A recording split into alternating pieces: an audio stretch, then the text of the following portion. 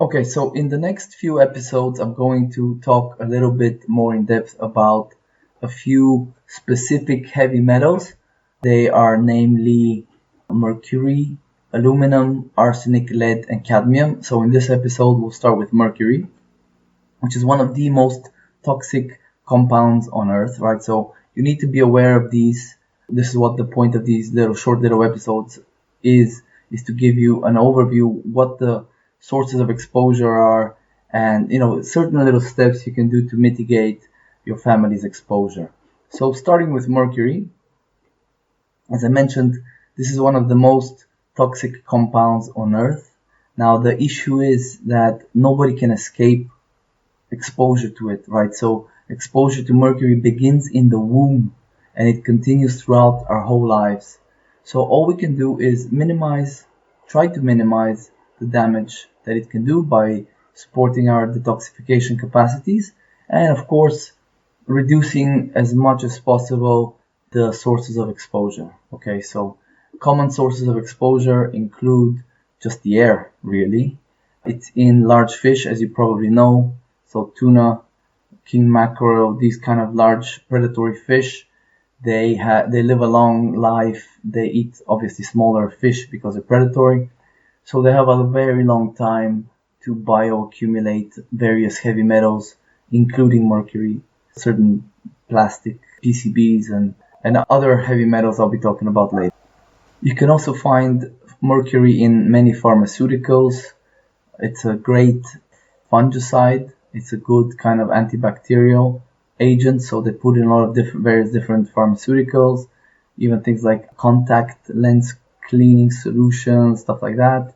It's also in fertilizers, as I said, fungicides, because basically it kills everything it touches. So, obviously it's not something we want in our bodies, but things like coal burning for energy production, it's a major cause of exposure. It's a major cause of mercury to get released in the atmosphere. Other things like volcanic activity, seismic shifts, things like that. So a lot of natural events also cause mercury to get released into the environment. It's not just man-made activities. And you see, that's the thing about the heavy metals in comparison to plastics and other kind of chemical toxins that are man-made. Heavy metals, at the very least, are naturally occurring substances. So to an extent, the human body has always had to detoxify them. So we are adapted to detoxifying them. So in many ways, I don't want to say better to be exposed to heavy metals than chemicals, because we don't know, for many of these chemicals, they haven't been safety tested, so we don't really know what their effects are. But we can definitely say that if we support our body's detoxification capabilities, at least we have a chance to get those heavy metals out.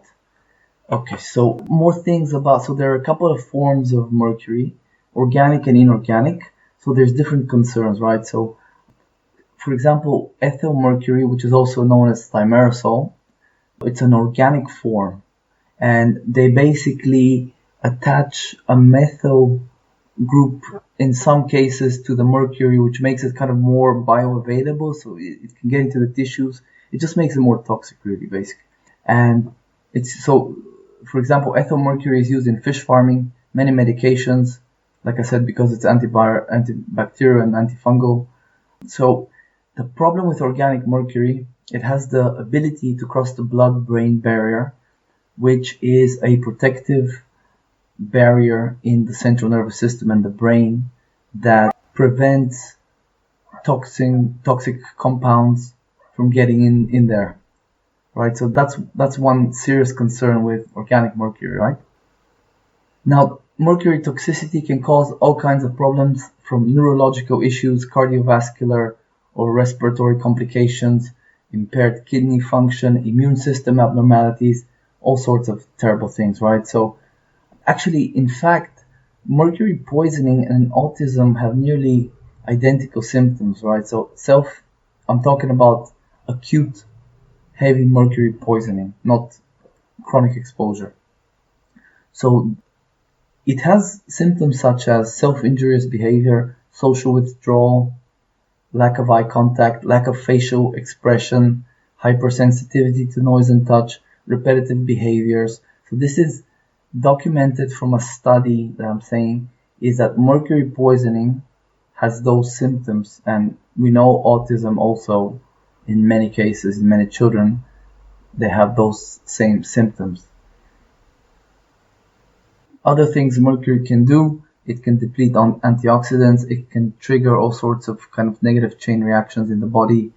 It can contribute to, like I already said, damaging the blood-brain barrier, damaging cell membranes, and it can also contribute to autoimmunity, right? So those are the bad news. What are the good news? Well, the good news is if you limit, the products such as large fish, if you filter your water, and if you kind of keep your child away from all of these industrial chemicals, industrial building products, things like that, you're going to greatly reduce the exposure. And the healthier you get your child, the better equipped they will be to excrete the mercury that they have in their body. Now, it's not if they have mercury in their body. Now, this is absolutely guaranteed. Every single person has mercury in their body. Every single person whose hair I've tested, for example, always shows excretion of aluminum and mercury. These are ubiquitous in every person. So it's not a matter of if, but how much and how well can your child excrete these heavy metals, right? So the healthier you get your child is the main takeaway, the better able they will be to excrete toxins. And certain things you can do, which I'll definitely be talking a lot more about in the future. Certain supplements can help. So for example, modified citrospectin, minerals. So things like zinc, selenium. Selenium, for example, protects against, mercury.